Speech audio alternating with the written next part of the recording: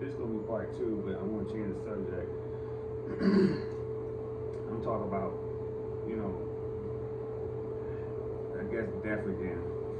I see that like that's a very interesting topic. The people in general, like everybody, is so curious about, you know, death and all that. And like I said before in my other video, like my video about, Mary's side of the family, how she had, I think, 18 siblings, 19 including her, and pretty much, not pretty much, they all dead except for two of them. And these people died young, 40s, 50s. Like it's a quite a few of them that I've outlived. Like I'm gonna be 48 next week, and it's a few of them that died in their early 40s, mid 50s, early 50s. They gone, and a lot of them, died in their sleep. Like they went to sleep, never woke up, and it's just so crazy. Even with like people that I know, I went to school with,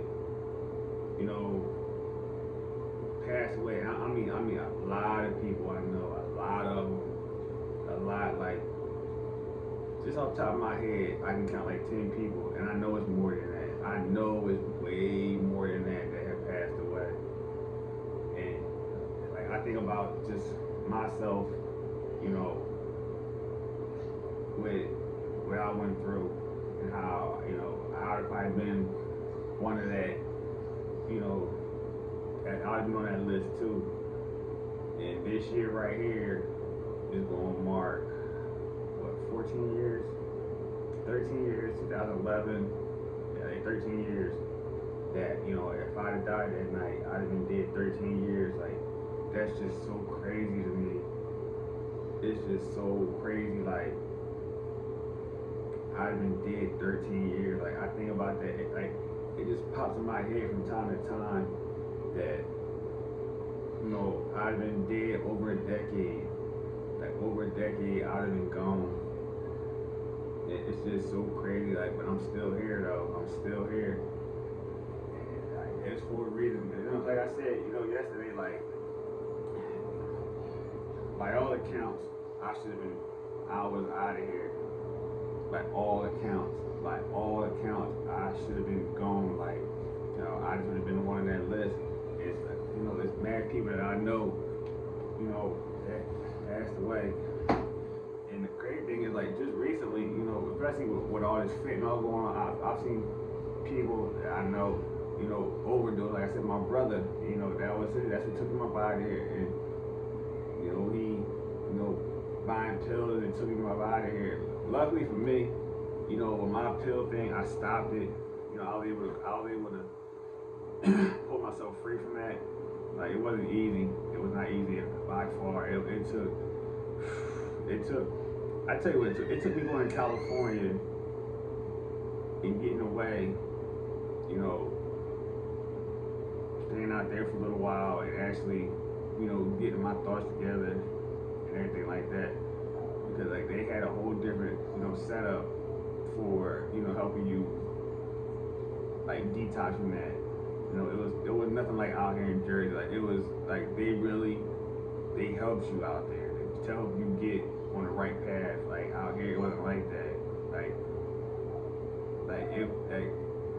It wasn't like that out here. I mean, it's like that now, but like when I left, it wasn't like that. Like it was not like that at all. But back to the death thing, like so many people, a couple people I know, like they overdosed, and I don't like I got a homie, it's like me and this dude, like he like my brother, like we got so much in common, so much like we both from DC, both our dads, died behind an addiction. It's so crazy how much me and him got in common. It's just so we talk about that all the time, like how much our lives mirror each other. Like it's just so crazy how our lives like if you took our lives, like put them side by side, you couldn't really tell us apart. Like if we told you, different things about it, and like it's just so crazy how much we kind of like, like I've been cool with this dude. Oh man, over 30 years, over 30. Like when I first came to Glassboro, I met him, and I've been like we've been cool ever since. Like I said, over 30 years, that's been my friend, and he had an incident with somebody in his family that passed away.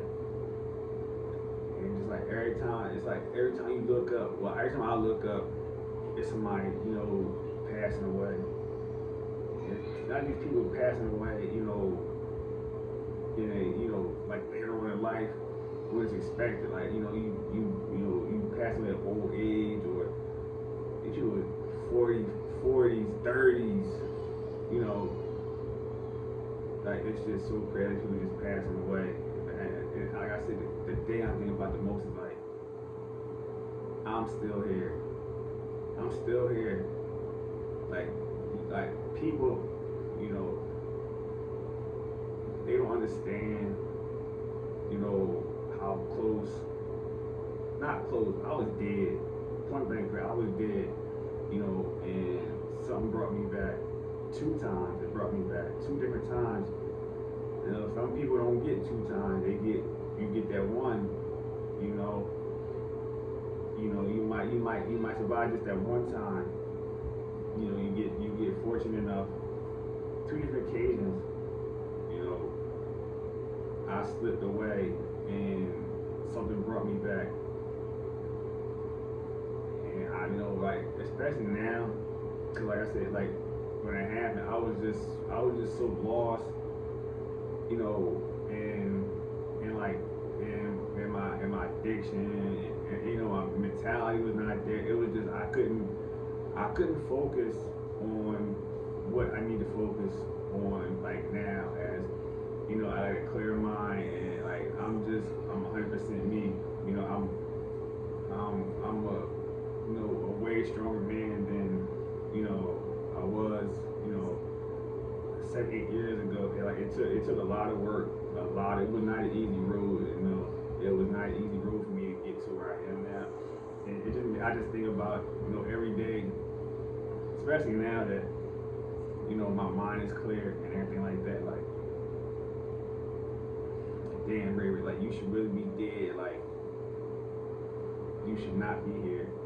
You should not. And that lets me know that I can't waste time, man. Like, like whatever saved me, it was for a reason.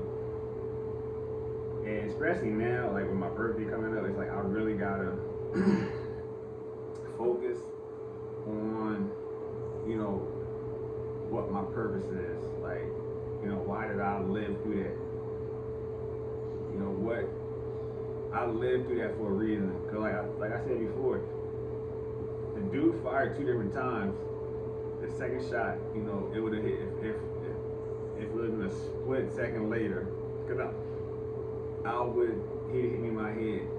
And the crazy thing is, when I went back to the house, like almost a year later, I forgot all about this. Like it had totally slipped my mind that the dude fired twice. As soon as I got back to the house and I pulled up and I walked up the steps, I had a flashback. Like it just popped back in my head, like boom. And I remember I looked on the wall and I seen, where the bullet had hit, the hole right there. I'm like, oh my man, he fired twice at me. But the second, I had ran away from the corner back in the house. By the time the second shot out, man, I was gone. Or I don't know, who knows? Maybe something just I don't know. I'm telling you, I was not that fast to miss no second round, because it was in succession. It wasn't like he shot one time, he waited. Like it was like pop, pop, like fast you pull that trigger. That's how he did it. So something saved me that night, and I owe it to whatever higher power spared me to be the very best version of myself, the very best. me doing anything less than that is, um, it's a spit in the face to, you know, whatever powers may be spared me. 2 times, mind you, 2 different times, not just once, twice. Twice, you know, I got to cheated death. You know, it's not too many people that can make that claim. And I think this is my first time ever like speaking it loud like that. Like, you know, actually I've told people, but I've never really just emphasized on it that, you know, I survived 2 different times. You know, with death was right there, and it was like something was like, nah, it's not his time yet. Like, nah, he got a lot of work to do. So, you know, nah, it's not his time yet. And I guess I get caught up. It's just the day to day that I forget about that. And you know, like now I know I can't forget, especially my birthday. So I really have to buckle down and, you know, be thankful that I'm still here and I'm healthy. Like, that's the main thing, because I remember my second surgery. You know, like I said, I couldn't walk. It took me close to a year to learn how to walk again. Like, I was in a wheelchair and, you know, crutches, canes. I was bad off. And I remember after my second surgery, they took me down to the thing where they give women the ultrasound room. They were checking to see if I had any air bubble in my legs, and they said, you know, if we find air bubble, we gotta cut your leg off. I said, what you mean cut my leg off? They're like, yeah, you got an air bubble. I said, oh nah, man. I said, no. I said, no, y'all can just kill me, because you ain't taking my leg. You might just kill me or let the air bubble go to my brain and just get me up out of here. I'm not living my life without one leg. Like, that's not happening, you know. And thankfully, you know, I made it through that. You know, I made it through it, and you know, I'm here healthy and everything to this day. You know, but it was a very long road back to recovery. But you know, I'm gonna stop this because it's gonna stop anyway, and I you know, pick it back up tomorrow or something like that. All right.